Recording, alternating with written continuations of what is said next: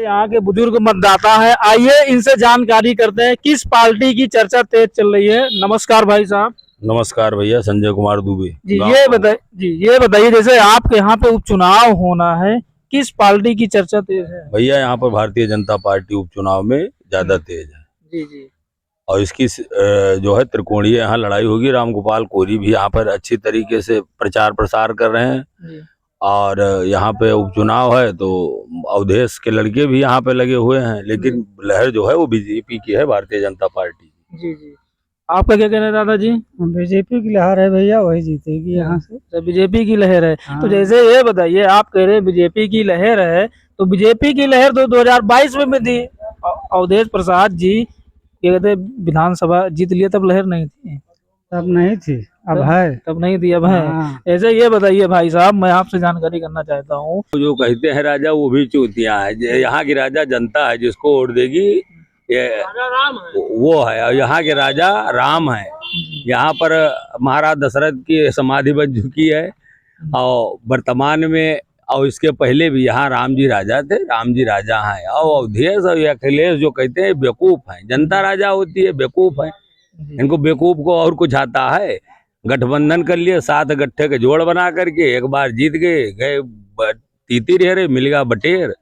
बस वही हाल है इनकी, अब की बार चले जाएंगे। तो जैसे मैं ये जानकारी करना चाहता हूँ, जैसे आपके यहाँ मिल्कीपुर क्षेत्र में किस किस समाज के कितने वोटर, कितने मतदाता हैं, जानकारी है आपको? हाँ भैया, यहाँ पे जो है ब्राह्मण मतदाता ज्यादा हैं, उसके बाद ओबीसी हैं जी।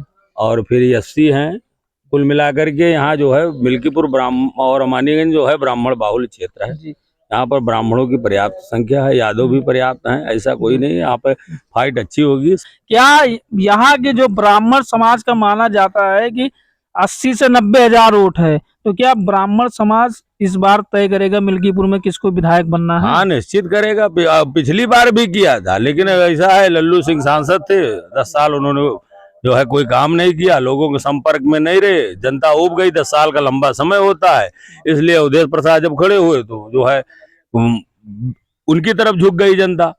और अगर कोई दूसरा कैंडिडेट लल्लू के अतिरिक्त होता ना, तो यहाँ फिर भारतीय जनता पार्टी जीतती। इसमें कोई संशय नहीं, भारतीय जनता पार्टी जीतेगी। इसके पहले गोरखनाथ भी थे, 5 साल किए हैं। ये गोरखनाथ हो सकता है कहीं थोड़ा गलती हो गई थी, नए नए सांसद थे, वो विधायक बने थे, थोड़ा गलती हो गई, इसलिए उपचुनाव हार गए। इस बार फिर जीत जाएंगे। क्या जो माननीय मुख्यमंत्री योगी आदित्यनाथ जी जो अभी आए थे, तीसरा दौरा था, मिल्कीपुर की जनता को 1005 करोड़ देके गए हैं, क्या सांसद जी पे ये 1005 करोड़ भारी पड़ेगा?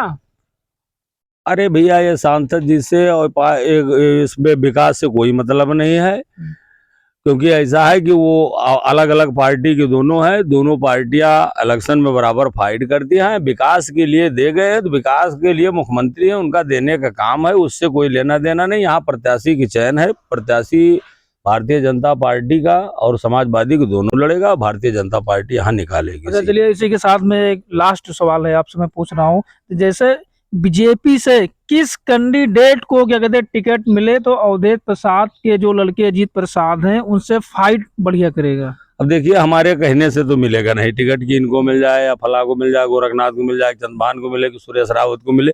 या तो हाईकमान तय करेगा, उनका जो है संगठन तय करेगा कि किसको टिकट मिलेगा। तो जिसको भी टिकट देंगे हम उसके साथ हैं। अब मान लो चंद्रभान को नहीं मिला, गोरखनाथ को मिल गया तो हम गोरखनाथ के साथ है। गोरखनाथ को नहीं मिला, चंद्रभान के, क्योंकि ऐसा है कि विकास देखा जाएगा। क्योंकि उत्तर प्रदेश में सरकार जो है वो योगी आदित्यनाथ की है, तो जो विधायक जीतेगा लाजमी है कि विकास होगा। और अदर पार्टी का कोई जीता तो काठ का उल्लू रहेगा, बैठा रहेगा, कोई मतलब है नहीं। हमको विकास से मतलब है, जो भी टिकट पाएगा हम लोग उसको मतदान करेंगे।